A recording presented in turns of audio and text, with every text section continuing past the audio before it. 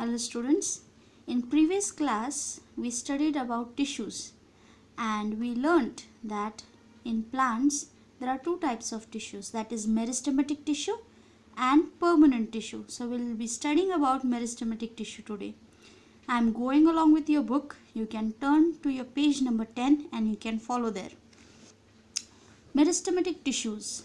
These tissues contain thin-walled, undifferentiated and actively dividing cells. Thin-walled, that means their cell wall is thin. They don't have a very thick cell wall. That is undifferentiated. Undifferentiated means the cells are of same kind and actively dividing. Actively dividing means they are continuously dividing. From 1 they will divide into 2 and it keeps on going, similar cells. Okay, so that is actively dividing, which are found in those zones of the plant where growth can take place. Now you have seen a plant growing. From where does it grow? It grows from the tip, that is upwards. It grows on the sideways. Okay, it grows upward, it grows sideways, as well as the down in 4 directions, right? Or you say 3-dimensional growth. Now here meristematic cells give rise to various organs of plants and keep the plant growing. So that is the work of meristematic tissue. Okay, these cells keep on dividing and increasing in number, so the length and width of the plant will keep on increasing. Meristematic tissues show following characteristics. Now we'll see the characteristics of meristematic tissues. The cells of meristematic tissue are similar in structure and have thin cellulose cell wall. Okay, the thin cellulose cell wall they have. That means that is a thin wall that they are having. We've discussed in the first line. Next one, the meristematic cell can be spherical.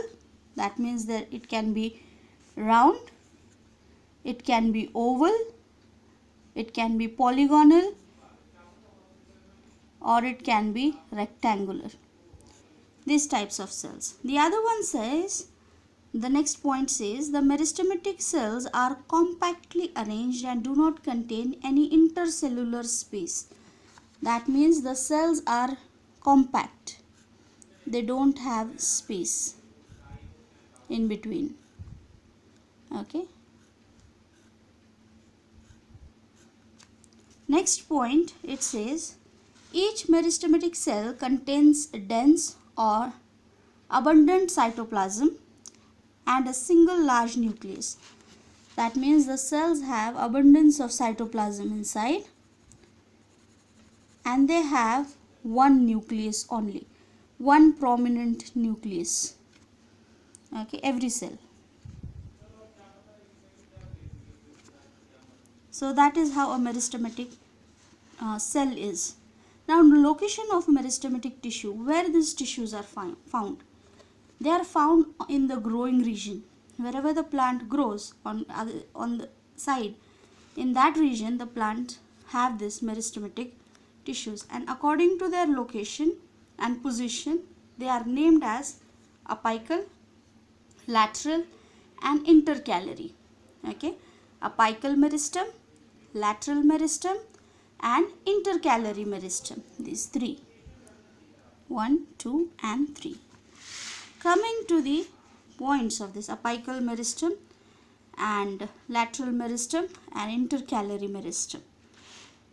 Apical meristem, these are situated at the growing tips of roots, stems and branches and leads to elongation. That is the work of apical meristem. They are present at the shoot tip as well as the root tip. Okay, and in the stems and branches. They lead to elongation. That means they increase in length. Next one, lateral meristem. Lateral meristem, here we have a diagram. Lateral meristems are present here. Okay, these are found between the bark and wood of trees, which leads to the increase in thickness of stem.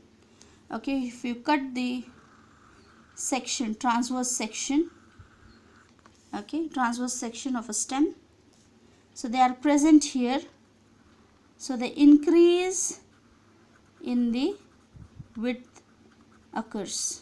Okay, that is the lateral meristem, so that it will keep on increasing. Next one is intercalary meristem. They are located at the base of leaves or internodes. Example, stems of grasses, also above or below the nodes. Example, that is mint. They help the organ to grow in length. This is intercalary meristem. Here where it is found, and it will give an elongation to it.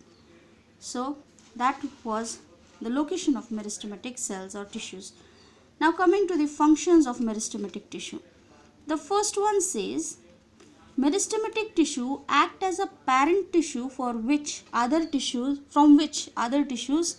develop.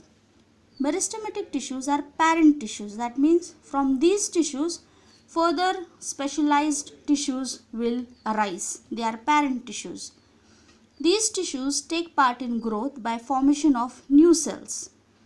And the last one is, with the help of meristems, plants continue to produce new leaves, branches of stem and root, flowers, fruit, etc. So that is how meristematic tissues help. They serve as parent tissue, they help in growth by making new cells, and they also help in making new leaves or new branches of stems and roots and flowers and fruits. So this was for today about meristematic tissues. We'll continue with permanent tissues in the next class. Thank you.